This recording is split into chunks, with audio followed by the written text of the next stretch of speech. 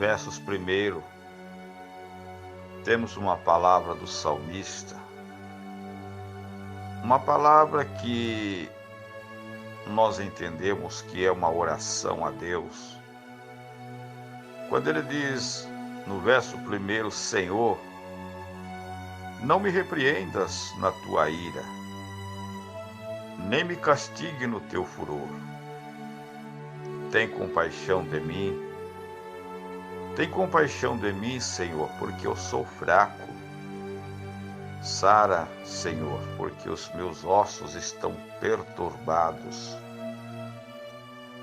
Estou cansado, Senhor, do meu gemido. Toda noite faço nadar em lágrimas a minha cama e o meu leito onde estou. Inundo com elas os meus leitos. Glórias a Deus. Bendito é o nome do Senhor. Queremos colocar um tema nesta mensagem a ser abordada neste momento. Enxugue suas lágrimas. Sabemos que Deus faz as lágrimas com um propósito muito especial. Através delas expressamos os sentimentos mais profundos do nosso ser. Por mais amados que sejamos para Deus, Ele permite que nós nós passarmos por momentos em que o choro torna-se inevitável. Davi pronunciou em um dos seus salmos, que é este capítulo que nós lemos, capítulo 6, versos de número 6, quando ele expressou: Senhor, eu já estou cansado do meu gemido. Toda noite faço nadar a minha cama e molho meu leito com as minhas lágrimas. A tristeza, contudo, não deve ser senhora de nós, porque aos nossos olhares entregamos, às vezes, as situações de derrota. Ficamos impossibilitados de agir com a nossa fé. A fé em Cristo Jesus nos livra, todos aqueles que crêem nele, de morrermos na fornalha, de morrermos em acidentes espirituais, e assim sucessivamente. Então nós vemos que Nabucodonosor se encheu de furor e mudou o seu aspecto, do seu semblante, do seu rosto contra Sadraque, Mesaque e Abednego.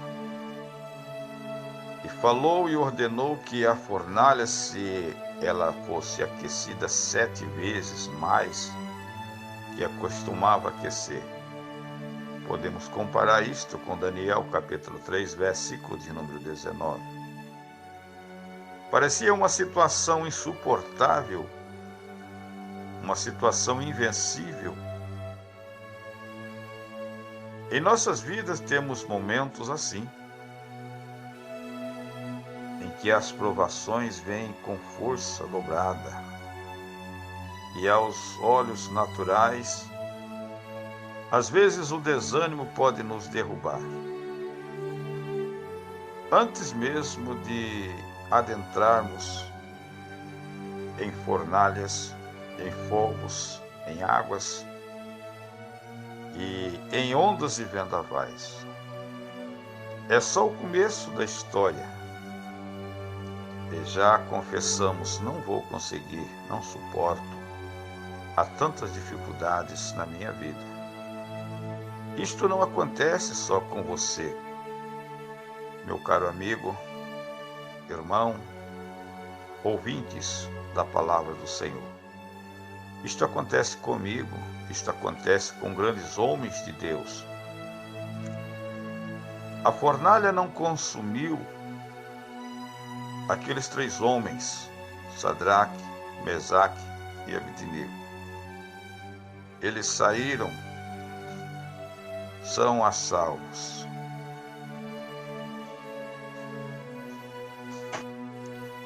Quando passaram pelo fogo, não te queimarás. Quando passares pelo fogo, não te queimarás, nem chama arderá em ti. Isaías 40, versos de número 2. Não estamos livres da prova, mas em Jesus encontraremos ânimos para vencê-las.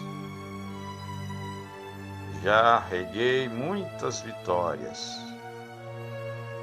com lágrimas e mais lágrimas, porém, em meio às circunstâncias, uma palavra de Deus, um canto de louvor, arrancado às vezes do adormecimento da lágrima, nos leva a fazer renovar as nossas forças e esperança.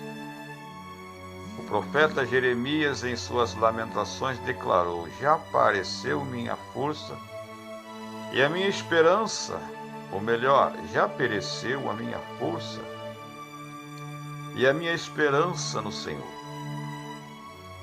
Lembra-te da minha aflição e do meu pranto, do abismo e do fel. Minha alma certamente disto se lembra e se abate dentro de mim. Lamentações de Jeremias, capítulo 3, verso 19. Querido amigo, você neste momento pode imaginar um profeta ungido, amigo de Deus, fazendo tal declaração, fazendo essas lamentações? É que não somos únicos, às vezes, a experimentarmos tristezas e sentimentos de fracasso. Pode ser que tenhamos chegado a tal situação por conta de nossos pecados. O exemplo do justo Jó, estamos sendo provados pelos inimigos. Não sei, tudo o que sei é que em qualquer situação Jesus é a solução dos nossos problemas e das nossas dificuldades.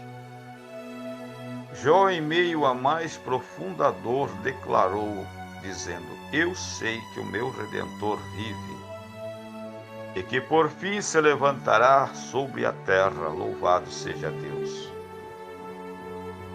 Jeremias, em meio ao caos entre cadáveres e destruição por ocasião do cativeiro babilônio, ergue o espírito a Deus e diz: bom é o Senhor para os que o esperam por ele. Oh, glórias! Para a alma que o busca, bom é ter esperança e guardar em silêncio a salvação do Senhor. Lamentações capítulo 3, versos 25 e 26.